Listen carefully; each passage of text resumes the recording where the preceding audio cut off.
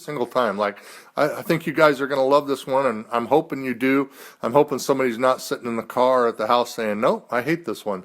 But I love doing these for you guys, and I love bringing them, and we've got so many podcast interviews booked into the middle of 2022. Today you're going to love this one. This is a gentleman that I saw at a TTR event, which is Tombstone Territory Rendezvous in Tombstone. And he was next to a good friend of mine, Roy B. Young, and he's written a book. Gerald D. Schaefer has written a book, From Gunsmoke to Granite, Tombstones of Gunfighters, Outlaws and Lawmen. And it's a great book. We're going to talk about the book. We're going to talk about him, and we're going to talk about how he put it all together, because it's in a really cool format that I think you guys are going to love. But of course, I also want to reach out and thanks the folks over at the WWHA. I'm a member. I know that Gerald, actually, he goes by Docshores. I know that Doc is a member. But, you know, we've been talking a lot about the WWHA and where can I get factual history? Where can I get deep researched, no fluff, no fake pictures off of photo sharing apps or history that has been passed down through friend to friend to friend, and it always gets changed up. Where can you get factual history? Well, you can do that at the Wild West History Association or wildwesthistory.org. I'm a member. Now, some people have said, you know what, Mike, it's kind of pricey. Well, it really isn't. It's $75 for 1 year, 2 years for $125, or 3 years for $175. And what I love about the journal is that you get a journal, you get it quarterly, and it's basically a book, really is what it is. It's a history book that shows up at your door. And when you put all the costs together, it's like $20 a book, which is very reasonable for a book, especially one with high gloss paper, wonderful photos on the inside, articles, interviews. There's no ads, there's no makeup ads, there's no car ads. It is just factual history, and it's all packed into the journal. And then on top of that, you get the website, you get the sandbag. It's got all sorts of information, and then we have a thing coming up in July, which is going to be the roundup, and it's going to be up in Deadwood. If you join, you get to come to Deadwood, and even if you're not, that's part of it. For me, it's mingling with and getting to know the history writers, and I let them know, look, I'm with WWHA, and then it just opens up all sorts of doors, and I'm just a guy that does podcasts. So if you can, check them out at wildwesthistory.org. Now you're a member, right, Doc? I think you're a board member. That's correct. I've been a member probably at least 10 years, 12 years. It's probably the most fantastic thing that I've done as far as having an interest in the early West. It's just a top grade organization. Well, there you go. If Doc says it, it's got to be true. Also, I always want to thank my friend Mark Boardman over at the Tombstone Epitaph. Now, that's Arizona's longest running newspaper, and it's not made in Tombstone. It's not printed in Tombstone, but they still have the Epitaph, and you can go down for free. You can go down and see the Epitaph building and see how they made newspapers in the 1800s, and they got a cool gift shop. And if you want to become a subscriber, you can do it right there. But if you want to do it from home, I urge you to do so. It's really easy to do, and that is go to www.tombstoneepitaph.com. And the Tombstone Epitaph is a real newspaper, and I love that. Like, no Kindle, no, thing reading off your iPhone or off a tablet or a computer. It's a real newspaper, and it's like holding history. It's like you're standing in Tombstone in the late 1800s, early 1900s, and you're holding the epitaph right when it comes off the presses. Now, how cool is that, to own history and touch it every day? Well, you can do that if you become a subscriber to the Tombstone Epitaph, and 1 year is $25, 2 years $45, and 3 years is $60. If you do the $60 one, it saves you $15, and who doesn't like saving money? So again, I urge you guys to check out the tombstoneepitaph.com. Or check it out and then subscribe to it, and the folks over at the Epitaph, they'll make sure that you get the newspaper delivered right to your door. Now, I did talk to Doc when I was at TTR, and I mentioned TTR before, that it's a historical event in Tombstone that is held in Shiflin Hall, and and we do all sorts of cool tours. And this last year in 2021, we went to Tubac, and we went out to the Tubac Historical Society. They had the mission is all redone, and I probably got that wrong, but the mission's all redone, and just tons of history out in southern Arizona, down south of Tucson. And I met Doc, and he was standing there. Actually, he was sitting there next to my friend Roy B. Young, and Roy is a phenomenal historian and researcher and writer. We've had him here on the podcast, so if you want to know about Roy, look through the podcast, and you'll find his interview. And so Doc had this book sitting out, and I was intrigued by it because it says, again, from gunsmoke to granite, tombstones of gunfighters, outlaws, and lawmen. And I thought, well, that's kind of interesting, Gunsmoke. And so I opened up the book, and the book is crazy. It is the way it's done. I have the hardcover. Now, the hardcover is going to be a little bit more expensive than the soft cover, but that's okay. Now, if you want to know, as we're talking, and you're like, oh my God, I got to get this book, go on Docshores email. He does everything by email. Don't call him up. He sells direct by himself. He doesn't go through a publisher, so it's the best is to go right to the guy himself. And you can do so by going to Docshores, and that's DOCSHORES, Docshores at Outlook.com, and you can contact him there and purchase the book, and he'll rush it right out to your door. Now, when I got to looking at the book, I'm going to describe it a little bit because it's in a hardcover, and that is on the left side of the book. So when you open it up, the left side is usually a black and white photo. I don't think there's any color photos. A black and white photo of the person. Then he gives the name. He gives how long they've been alive, their birth date, their death date. A whole half page, sometimes a quarter page of history about that person. And then to the right, just on the next page, is the picture of the person's grave, where the person's buried. So if you want to go see him yourself. And then he also gives a little book, like he'll say suggested reading, or he'll say, hey, I urge you to research this. It's under suggested reading. And he gives you books and things to research more about that person. And that's what makes the book so interesting. And I know there's others out there, but you know, in a color format, and the pages are beautiful. Like it's a real thick paper, and I love hardback books, and it's just a great deal. And there's so much. And now and what's cool about it is you can carry it when you're doing your own research, and you can go out to these places and you can say, well, Doc sent me here. And I'm like, and then you can read about it and do your own research. And that's the fun of Western history, is doing your own research. So welcome, Doc. How are you? I'm just doing great, Mike, and let me thank you for the great work that you are doing. Oh, this is just for fun. I like hearing the stories, and I like hearing about people, and so I think that makes it great.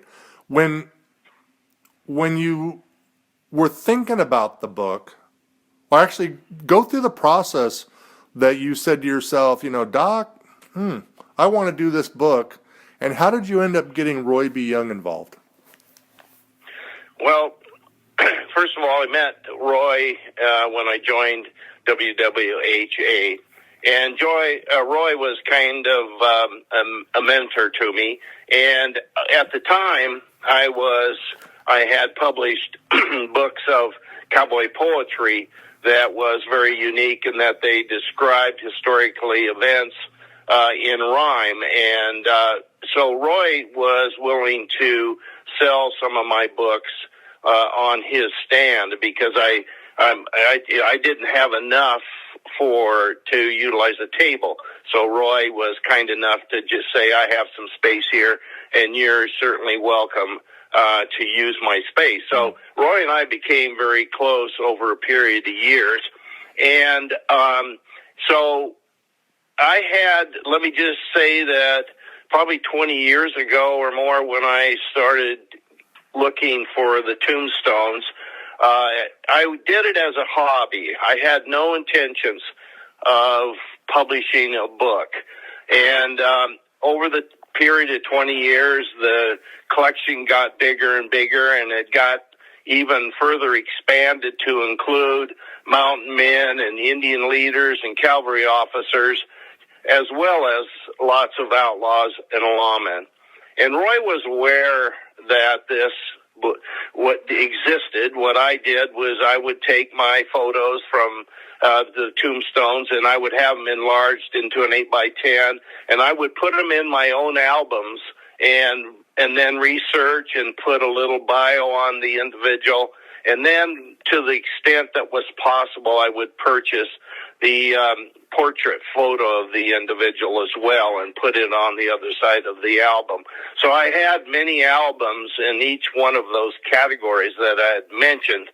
And Roy was aware of this, and Roy, for the last 2 years, had been, I wouldn't say pestering me, but he was encouraging me with a lot of effort he said that he felt that the book deserves to be out there for early West fans and anybody that might be interested in the future in the early West to help preserve our early West heritage. So Roy was kind of instrumental in pushing me, if you will, into publishing this book, and then he also then played a role in help proofreading as well before it got published. And so as an honor, I asked him to do the foreword, and he was more than gracious to do the foreword as well, and he just did an outstanding job of outlining the book. Wow, that's cool. So you had all this stuff together, and you told me when you and I spoke and I was going through it, that you physically have been to every single grave that's in the book. Now, if you're wondering about the book itself and how many pages is it is 213 pages. So that's 200. There's 100 of the, what I would define as the top outlaws, gunfighters, and lawmen, and that's covers those pages. Well, and I wanted people to know, like, it's not a small book. It's 213 pages, and he's accumulated a ton of history on here. And the one thing, and people ask me all the time, and I don't know about you, they'll ask me, why do you go to so many cemeteries? And I go to a lot of them. And I'll say, well, that's the one thing that didn't change in history. Like, some buildings get torn down, towns are completely uprooted and repurposed in other locations in the 1800s. Like, people all the time will say, well, I can't find that town, or why is that town gone? Well, it either washed away, burned down, or it was torn down and repurposed someplace else. And cemeteries stay the same. They might, they'll age in time, or people will become volunteers. Like my friend Joanne Rummel, she maintains the Pioneer Cemetery in Cortland. And so you traveled to every single one of these locations that you wrote about. Yeah, just about every one, and I agree with you as well. To me, every community, the history of that community is in their cemetery. Their founders, their riffraff, or whatever you have, but it's there in their cemetery. So that's where the history of that community is. And every community has that history. And that's the beauty of it, for someone that wants to even get more knowledge about a certain community, that, that's one of the places that you would end up going, because that's where the city fathers would be, or that's where the founders would be. In your research, I'm going to sneeze here in a minute, I think. In your research, was there one that stood out that you really thought, or was there one that stood out that was really hard to find? Like, this is not an easy one to locate. Because I actually bring my wife now, because it takes a long time to locate, especially when all the directions or a GPS coordinate is in there and you're walking around a cemetery for hours. Was there one that took you a really long time and you had to make multiple trips, or that was really difficult to locate? Well, there's a couple of things there. One is I agree with you. Of course, the larger cemeteries, it's a lot more easier because you can obtain a map that will show you the approximate location. But even at that, you wonder sometimes where the headstone is, where the tombstone is, because you got a map in your hand and it's supposed to be here, but it's not. So you just have to look a little harder. But there are a lot of cemeteries where they don't have any staff or office or anything. In those, you have to physically get out and go up and down the rows to try and locate a particular tombstone. But the hardest one that I think that I had to endure was Bell Star. And Bell Star was in just outside of Porham, Oklahoma, and she's all by herself, and she was in a kind of a triangular piece of property that had no trail or very little trail, and the woods, the trees had a lot of these spiked needles on them, and you could not see the tombstone from any direction. So I went up a dirt road, ended up going to a house and asked them for some direction, and all they could do is point to maybe where the trail was.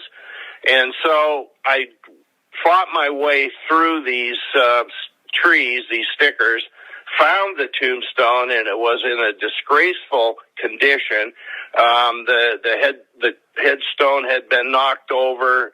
There was garbage all around. The fence had been broken down.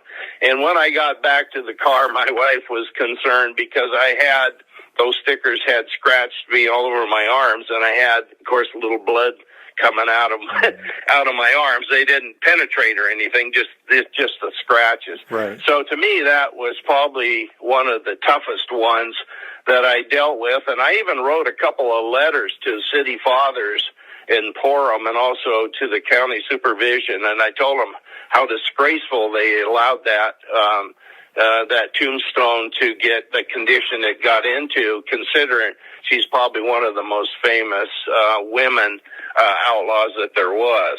Mm-hmm. But I'm looking at the photo of it, and if you guys hear like paper rustling, it's because I'm turning the pages in the book because I want to see what he's talking about. The headstone looks to be upright. So did you move the headstone back into its original position? No, sir. It was leaning up against a casket, a concrete type casket. Now, the fellow that bought the property, by the way, is in the process of restoring it and making it more into a tourist center where people can go in and view the tombstone. And he's even considered talking about rebuilding the house that Bell Star lived in. Wow.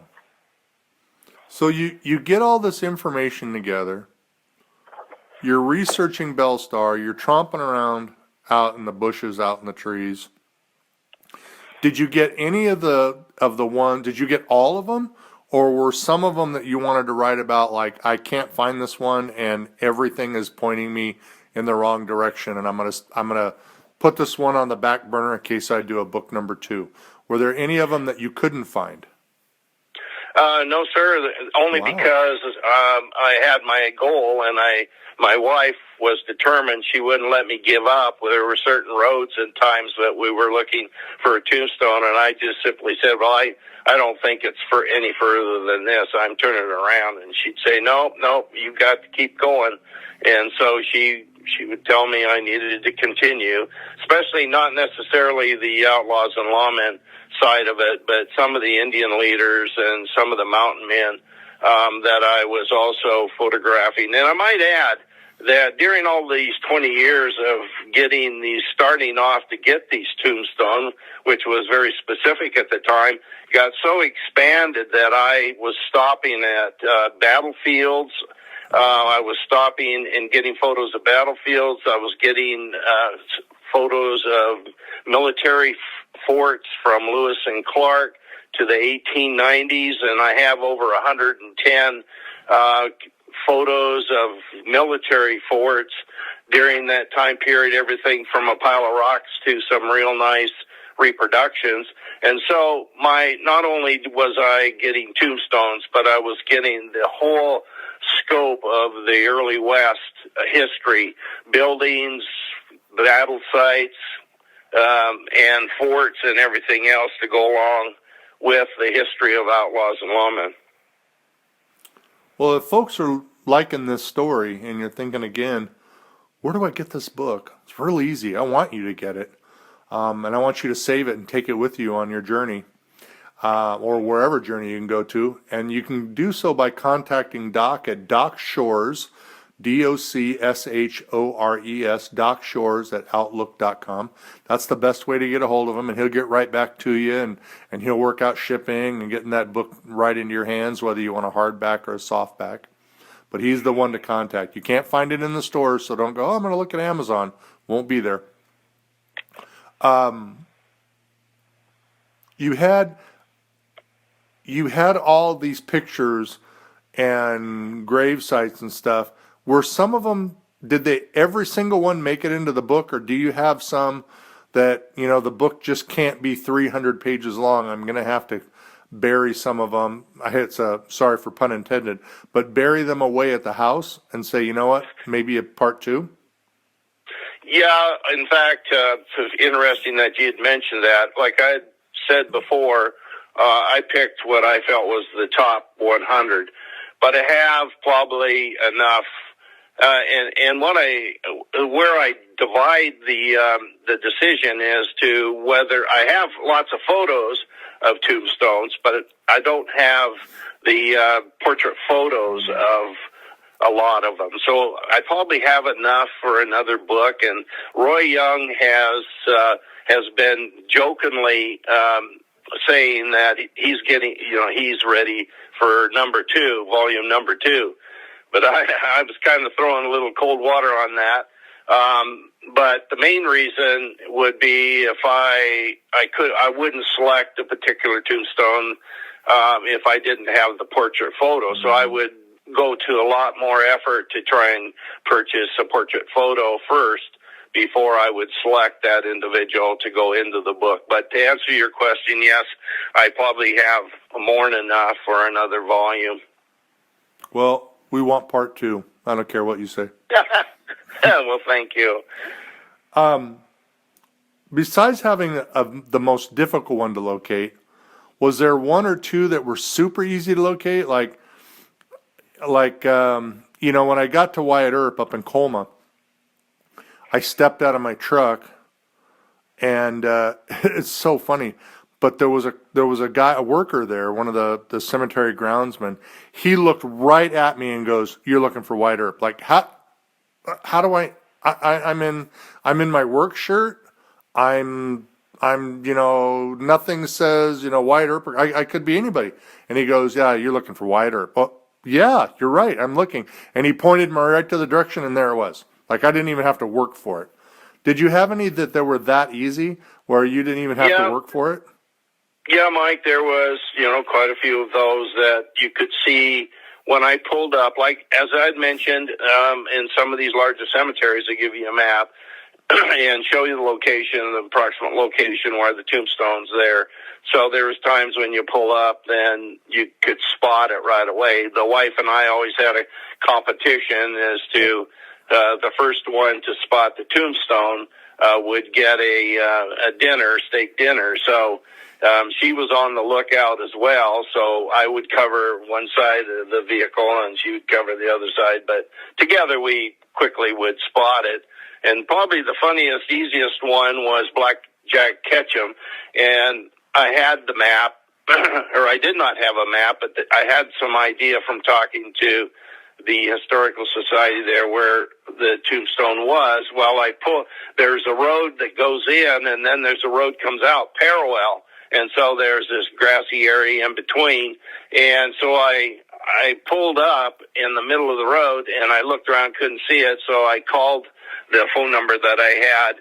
And of course, as it turns out, when I looked out my left window, the tombstone was right beside right beside my truck, because it was in between these two roadways. I kind of feel that way. Have you been to Henry Hooker, the Hooker Ranch? I have not.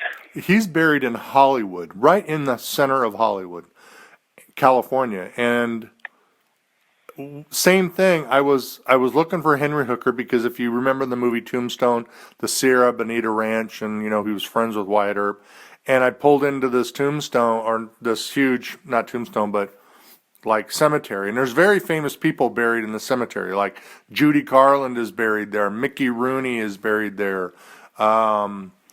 There is very famous people buried and entombed in this tombstone. In this cemetery.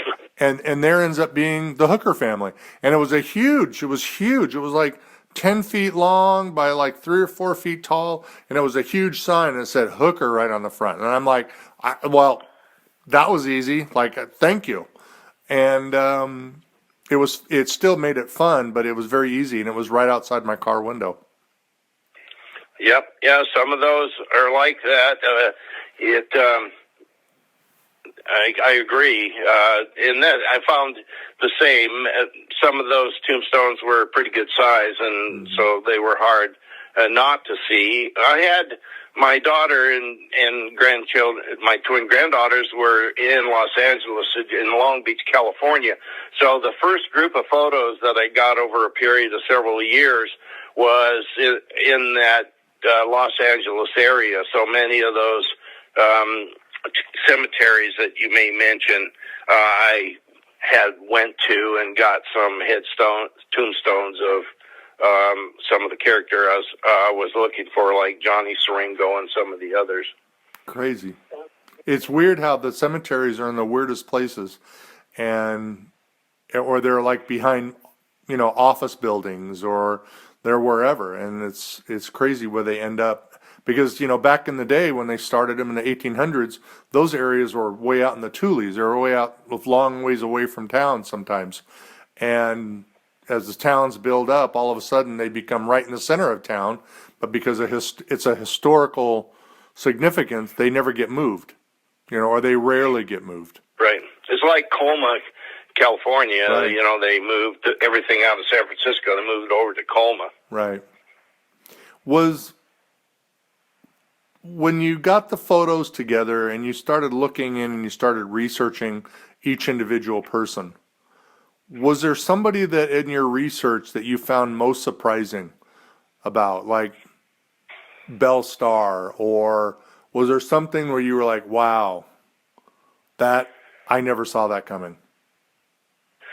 No, a lot of when I was putting together these brief bios, which, as you mentioned, they're not very long. They're only around I was limited to about 500 words. But there has been so much great research done by so many great authors that I did not want to get involved into recreating new research. So there wasn't really anything new that I would have come across. I was simply trying to recap and concise information that others had already done, works that others had done. It was never my intention. And again, let me just suggest that this was for my own purposes. I had no intentions of publishing this book. So, I didn't probably, I didn't need to give it as much emphasis because it was for myself. Mm-hmm. So when I put the book together, I had to work real hard into trying to condense those down to around 500 words, wow, which makes it a little difficult to do. And when a person's life is full of a lot of energy and a lot of things that they had accomplished and some of the gunfights and confrontations that they were involved in, to try to put that all down, their life story in 500 words is kind of a challenge. I know that we spoke in a pre-interview and I said we weren't going to talk about family, and I'm not going to talk about that.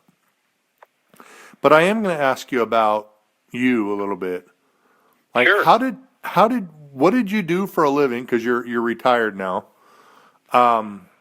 what did you do for a living, and how did you become interested in Western history? Like, was there something, a catalyst or a movie or a book where, because you became Doc Shores, but you're still Gerald. You're involved with the WWHA. You've been in you're a board member of the WWHA.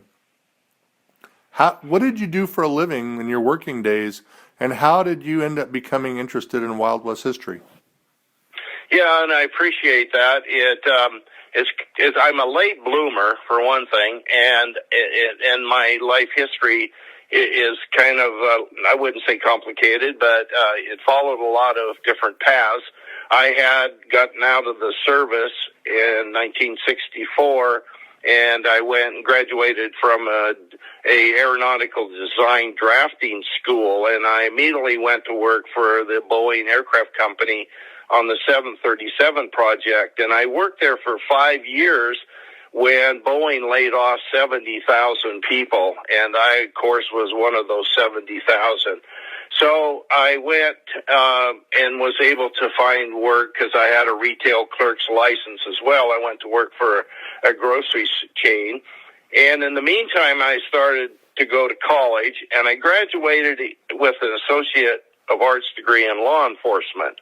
And so while I was getting my degree in law enforcement, I joined the Seattle Police Reserves, and I was very active in that for a period of 7 years.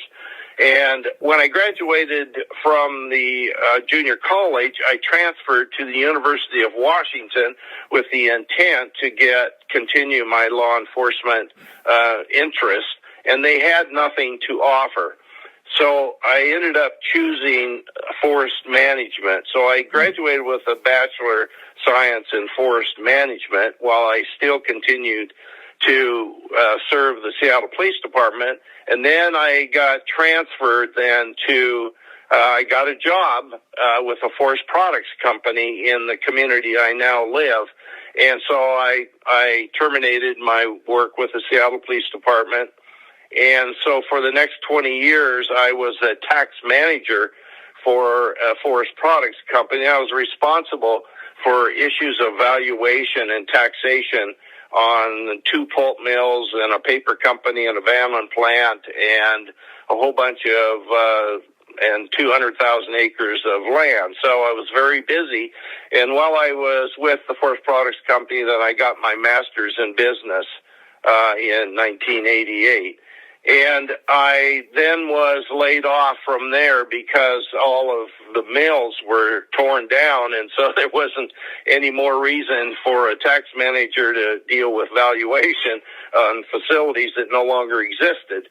And so I went to work for a wood waste grinding company, and it was there on a business trip to Breckenridge.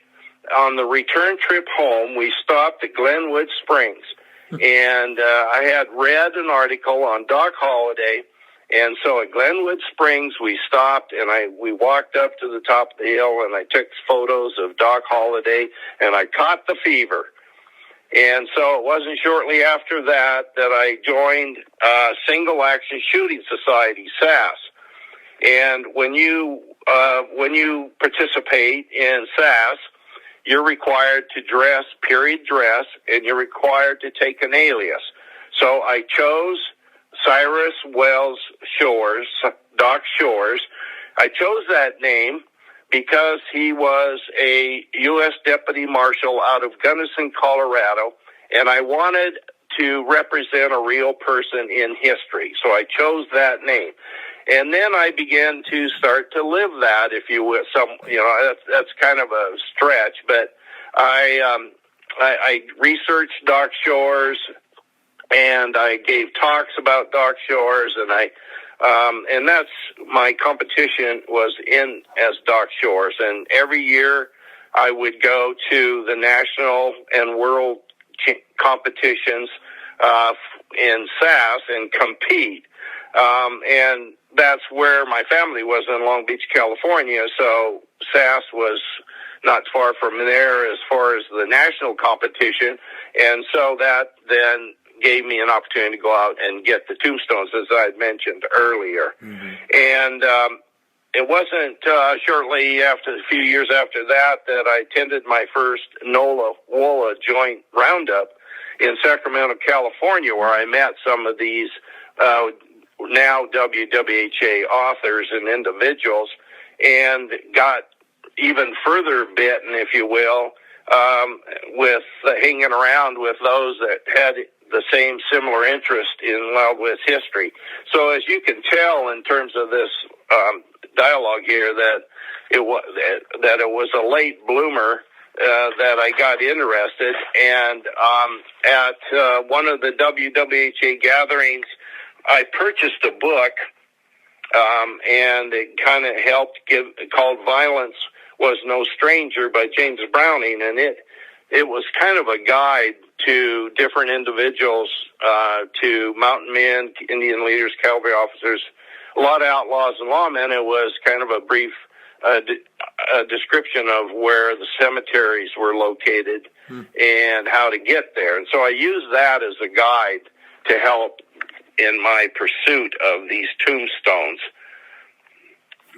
So every year after that, the wife and I would just, about September, we would plan road trips, and then we would zigzag across the United States, and specifically to locate headstones, the tombstones, and that was part of our vacation for many years, and gave us an opportunity to really get a wide interest in the early West.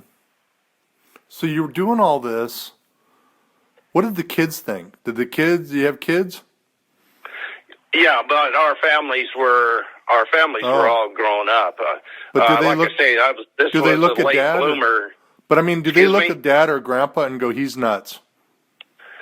You know, it's kind of interesting you ask that, because our twin granddaughters at times they had gone with me to the cemeteries, and I'd open up the tailgate, and they would sit up on my toolbox, and we'd have lunch in the tailgate, or have lunch in the cemetery at Roswell is one of the examples, Roswell, and New Mexico, and we'd sit there, and it would be a quiet time to go have lunch, and they would go and help find the tombstone. And so they'd get $1, whoever was the first one to find the tombstone, and they'd be running around the cemetery as well. So they enjoyed it. It was like going out on a picnic.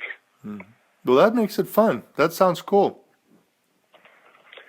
When and during the times of SAS, by the way, I might mention, Mike, that during the times of SAS, there was a couple of years there where my two granddaughters, they were 13, and they also became shooters as well, and I had bought them sets of 38 pistols to wear, as well as they were using the rifles, and they got to be fairly efficient at competing as well in their category. And then the daughter would keep score, and my wife would keep score. For several years there, we had the whole family involved in SAS, and it was really a great time. Wow. That sounds like you guys are enjoying it still. Okay. Yeah, well, I haven't really done much with SAS for the last few years. I've been more involved in WWHA now, and that's where my interest is. I think it's the greatest organization there is to support and research Wild West characters, and they continue to put out new product, new facts all the time. Can I ask you about, and that's what's crazy, is that you and I agree on that. And the whole time you're reading or talking, I was looking at your book, like, this book is so great. I wanted to ask you about the cover. Can I ask you about the cover? Yes, sir. The cover of the book is of the Yuma Territorial Prison Cemetery in Yuma, Arizona. Why did you pick that cemetery as the cover? Because there's no crucifix, there's no fencing, it's just piles of rocks where bodies are at, and it is simple as can be and plain. It looks to be maintained, but there's no markings of any kind. Why did you choose that one for the cover of your book instead of some of the other ones? Because it says to me, besides the tombstone, it says that the death of these gunfighters and these outlaws and lawmen who died by the gun, it's so final that it's cold. It's a cold. I want it to look dark and cold, and the fact that those piles of rock are nameless for those individuals, and there's no flowers to have family share some time with them, or no crosses, or no headstones, or no anything. It just looked to me to be final and cold, and I wanted to represent that in the title, Gunsmoke to Granite. And the reason I asked you about the book cover is because that's going to be on the picture of the podcast. And so I wanted, in case somebody looked at it and went, what is that? Or why is that picked? I wanted them to understand about the photo that they're going to see on the podcast. And I would submit that there's probably no other cemetery anywhere that is representative of that cold darkness. I've been to like I say, I've taken photos of a whole bunch of territorial prisons around the country. It's one of my stops, and I've been to their cemeteries, and they have the headstones, they have the person's name, family members have dropped off flowers and mementos and things. But to my knowledge, this one at Yuma Prison is only one of a type. Well, it's definitely one of the type, because most of the most of the cemeteries that I go to, they're quite lovely. I mean, Fairbank Cemetery in Fairbank is just falling apart. There's almost nothing left. Contention, the cemetery for Contention, same thing, almost nothing left. I just recently been doing some exploring in the White Hills area, between Kingman and Hoover Dam, and there's a cemetery out in the middle of nowhere that I actually used Google Earth and sometimes locating cemeteries. Have you used Google Earth at all? No, sir, I have not. I'm not very good at the using high-tech stuff. Well, everything I do is pretty much by the phone and talking to an individual. Well, that's okay, because a lot gets done that way. So it's I think, when you use all the tools to your benefit, whatever the results are, it's still to your benefit. So congrats on that. Your book is self-published, correct? That's correct. Tell us real quick about self-publishing. Was there problems with self-publishing the book and putting everything out in your dollar, or was there any problems with the publishing aspect of it? No, sir, and I'd had experience of, they had published 4 of my books of cowboy poetry, and so over a period of probably 5-6 years dealing with the same publisher on my books of cowboy poetry, kind of sharpened what I needed to do in order to make this production, this book, as the best I could possibly make it. Well, if anybody's interested in the book, again, it's called From Gunsmoke to Granite, Tombstones of Outfighters, Lawmen, or Outlaws and Lawmen, by Gerald D. Schaefer, and forward by Roy B. Young.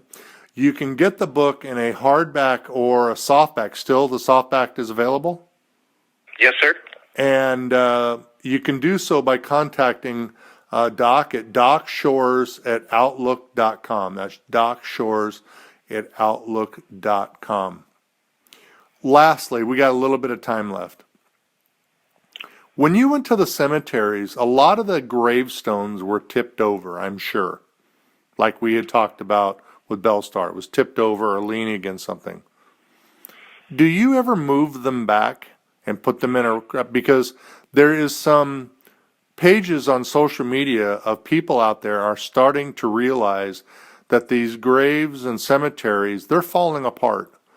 And they're starting to rebuild them, or they're going out and cleaning them and getting the moss, off and the weather off of these headstones. When you made your travels, did you do any of that, or did you leave it exactly the way you found it? Yeah, I respected the tombstone, and I didn't touch it to the extent I didn't find that many that were damaged, and I did see some tombstones that had been repaired already and upright again, but I did find some that were laying next to the broken piece, and I'm hoping that that the cemetery would take care of that. But no, I pretty much respected what was there. I didn't get involved in trying to clean it. And you're right, many of those tombstones are very difficult to read. They carved into the stone, and it's the same color as the tombstone itself. Mm-hmm. And over a period of years, it got weathered, and it's very difficult to read. Right. But it was the marker for that individual, clearly. Mm-hmm. Yeah, there's a lot of social media going on where they're really becoming aware that these graves and these gravestones and headstones and grave markers, they need to be repaired and reset, repaired, because they're fading away and they're going to be lost in time. So a book like yours, somebody might come back 20 years from now, the headstone is gone, but they have your book and they have the ability to look at it and see what it looked like during that time. And some of them have changed the tombstone. Doc Holliday is one example. Yes. There was a problem with the date. So I have both photos. I have the photo, as I mentioned, it was the first one that got me the fever. But then I found out that they replaced it. So I went back and got the newer tombstone. Also, a Warren Earp, they changed his from a wooden board to a metal sometime later. So I have both copies of the wooden one and then later the metal one. So to the extent that they've made some errors or found some errors, they've changed the tombstone. So I was able to go back and get some of those.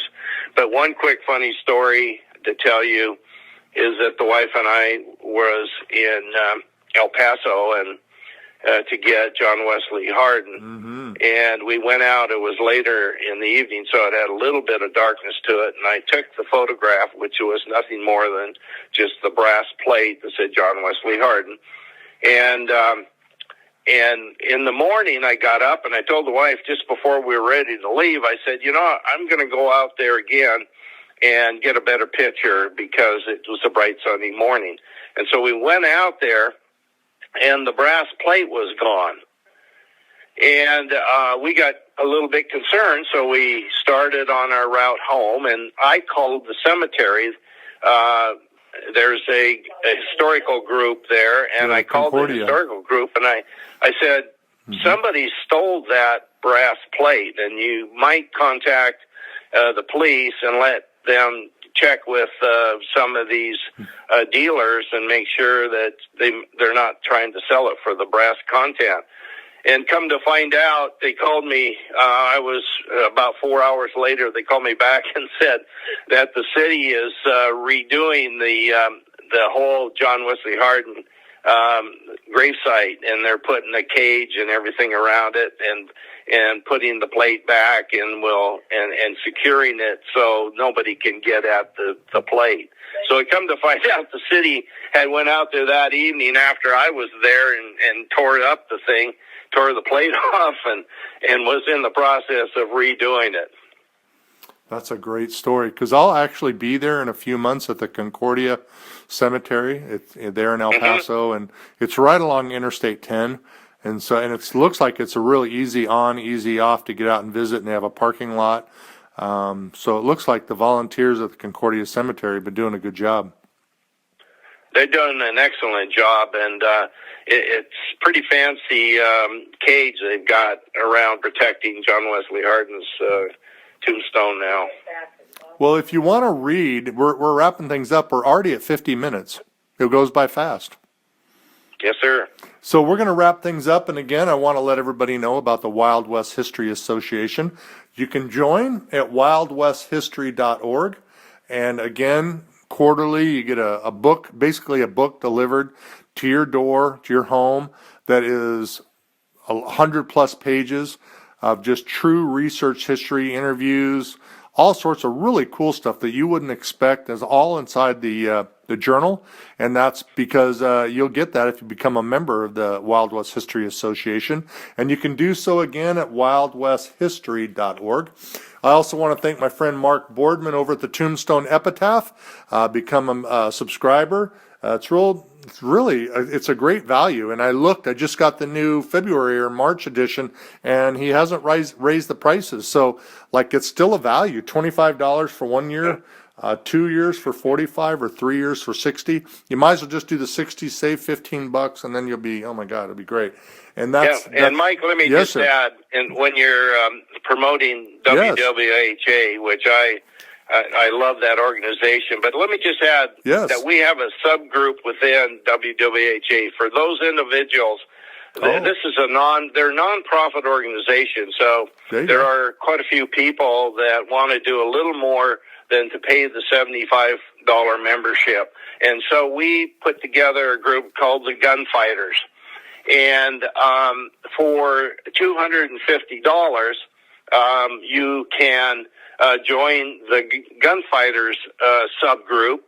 And what that does is it helps the organization. It gives them some additional revenue to use to improve the quality of the journal and to do some other things as far as planning goes. And that Gunfighter group includes the membership as well, the $75 membership. So it's only that additional amount that you would be paying. And in order to try and reward, if you will, that extra contribution to the organization, and I'm co-chairman of the Gunfighter group with Kurt House as my other co-chairman. I have designed a pin, a real nice pewtered pin that says Gunfighter on it, so you will get a certificate of the Gunfighter. To join the Gunfighters, you get your certificate and you get a pin as well. And then on Saturday, the last day of the roundup, we have a luncheon, and it's just for the Gunfighters and their spouses. And so it's an opportunity to have some fellowship just with that group of Gunfighters. So I wanted to add that as well. There's a little bit more that you can offer as well as just joining the organization. And that journal is every bit the quality of any book that you would buy by a fairly quality author. It's almost like getting a book every 3 months. I was hoping Doc was going to say, if you join that, I come to your house and I'll wax your truck. That's kind of what I was hoping to hear, because my truck needs to be waxed. So I'm just kidding. Good luck. See, it didn't work out. We almost had a deal. But again, if you want to get Doc's book, and I urge you to it's a really cool book, and it's one that you're going to want to have in your collection, and it'll help you, especially in your own personal research. And you can even take the book and say, I'm going to retrace Doc's steps, and I want to go see these for myself. It really has got enough information to be able to guide you and help you in your research of where you want to go and what you want to see. And you can do so. You can reach Doc at docshores, DOCSHORES, docshores at outlook.com. As always, I want to thank all of you for listening. Please, if you're listening on iTunes, leave a rating and a review. It helps me out with distribution. If you like it, give me a 5-star. If you hate it, give me a 5-star anyway. I don't care. No, that's not true. I want you to be honest and give an honest rating and review. If you need to get a hold of me for any reason, or you have suggestions, because I've been getting suggestions from folks, would you interview this people, or will you do an interview with this researcher? If you want to get a hold of me for a research or for an interview or a podcast, and you'd like to talk, send me a note, interview this person, you can send an email to me on my blue collar email address. You okay, bud? Yes. Okay, I want to Sorry. make sure. Okay, you can send me an email to my blue collar email at hvacreeferguy@gmail.com. That's the letters HVACREFER guy GUY at gmail.com. And I do air conditioning and refrigeration for a living, so that's why you're seeing that. But that's my blue collar email at hvacreeferguy@gmail.com. So if you have somebody you're like, God, I really want this. Why isn't he interviewing this person? Well, send me an email and say, hey, can you reach out and do an interview with this writer or historian? He's my favorite, or she's a great writer, and I'd like to learn more about her. And we'll get them set up, and we'll get them on a podcast. I also want to thank my charity of choice, which is St. Mary's Food Bank. $1 feeds 7 meals. $5 feeds a whole bunch of people. I can't even think about 35 people for $5. It's basically 7 meals or 7 people for $1 donated. So if you have a food bank near you, gosh, reach out and drop a little money in the hat or write them a check for whatever you can afford, because it just feels good to help some folks out who need food. And then, of course, I end every podcast and if you didn't know this, just reach out to some folks that need a little help. Your neighbor could be struggling to get the trash cans in, bring the trash cans in, or maybe he or she needs some groceries, or they're sick at home. Maybe they got COVID and they can't get to the store. Well, go get them some groceries and put it in a box out at the porch, and they can grab it and and get some food and take care of themselves. So there's always something you can do for some folks. As always, I appreciate you a bunch. Travel safe, and we'll see you next time